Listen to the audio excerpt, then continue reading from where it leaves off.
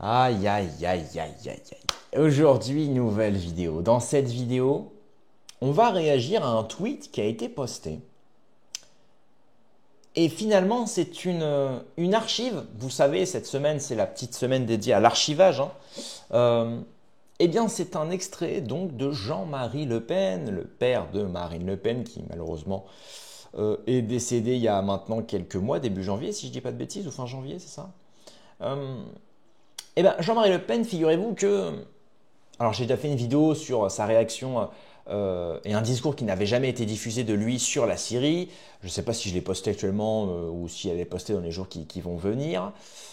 Eh bien, Jean-Marie Le Pen n'avait pas qu'un avis sur la Syrie. Il avait aussi notamment des rapprochements avec l'Iran, mais aussi, il était assez critique finalement de l'Ukraine.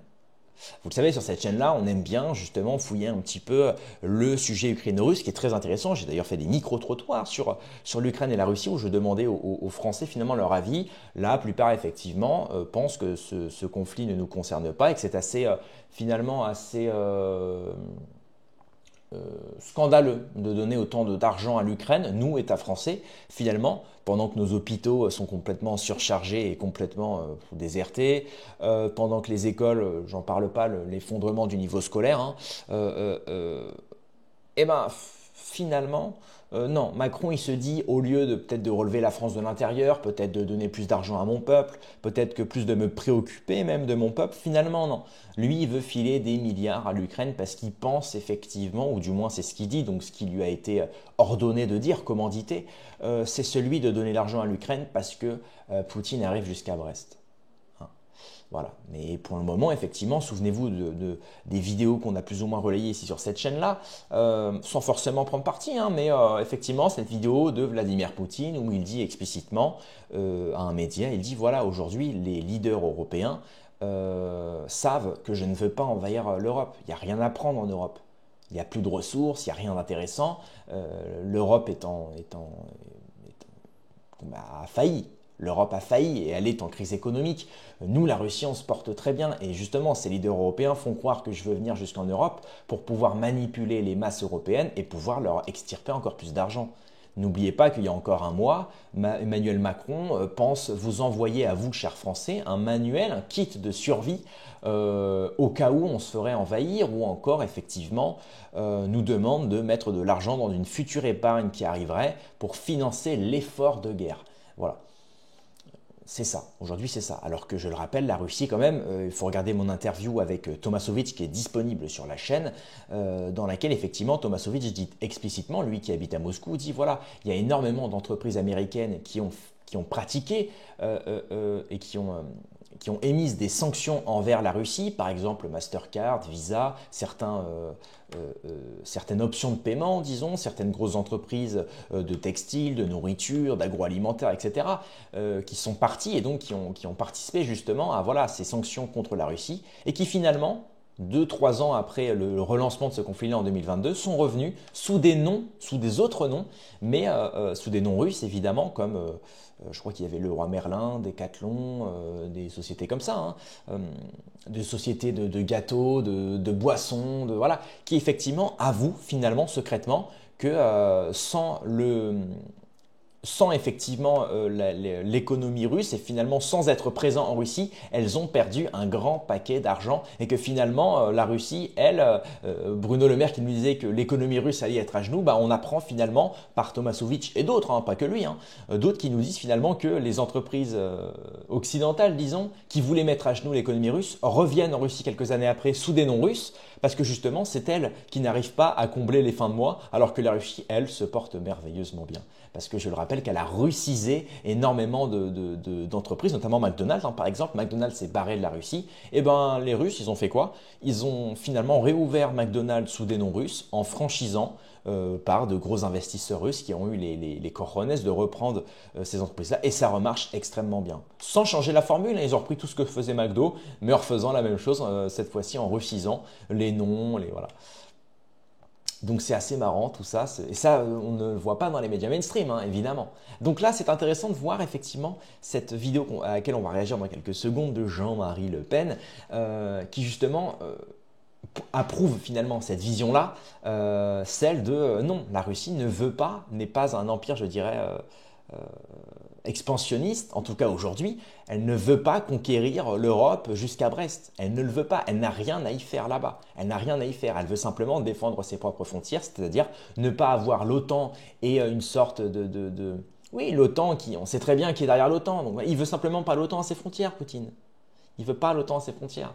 Et je pense aussi pour des questions stratégiques et économiques, il est malin, il sait qu'il y a certaines débouchés, notamment en ce moment dans les régions dans lesquelles il y a le conflit ukraino-russe, il y a aussi des intérêts stratégiques, géographiques et militaires, oui, et économiques très importants pour la Russie, avec des débouchés terribles. Mais il ne veut pas reconquérir quoi que ce soit.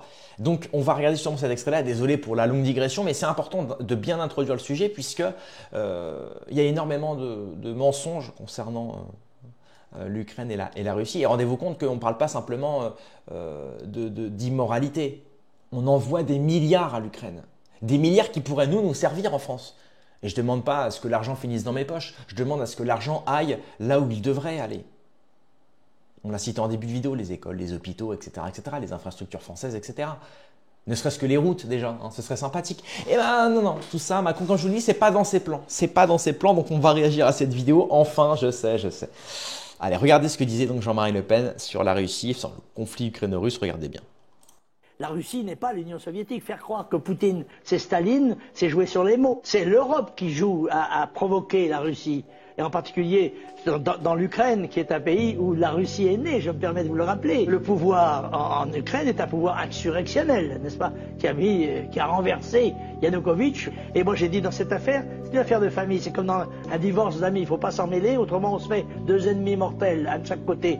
C'est une affaire de famille entre la Russie et l'Ukraine. L'annexion de la Crimée, mais écoutez, la Crimée a toujours été russe. C'est M. Khrouchtchev, un grand démocrate, qui a décidé administrativement de la rattacher à l'Ukraine pendant quelques années.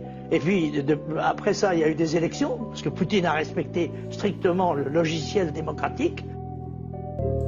Voilà, donc effectivement, on voit que Jean-Marie Le Pen, on peut comprendre finalement pourquoi il était aussi vilipendé, parce qu'à chaque fois qu'on l'écoute, il y a 50 ans, souvenez-vous de ces fameux discours contre l'immigration où il disait que l'immigration n'était aujourd'hui plus une immigration de travail, mais on faisait venir en grande partie une immigration parasitaire qui finalement va nous coûter plus d'argent qu'elle peut potentiellement nous rapporter. Donc c'était déjà visionnaire.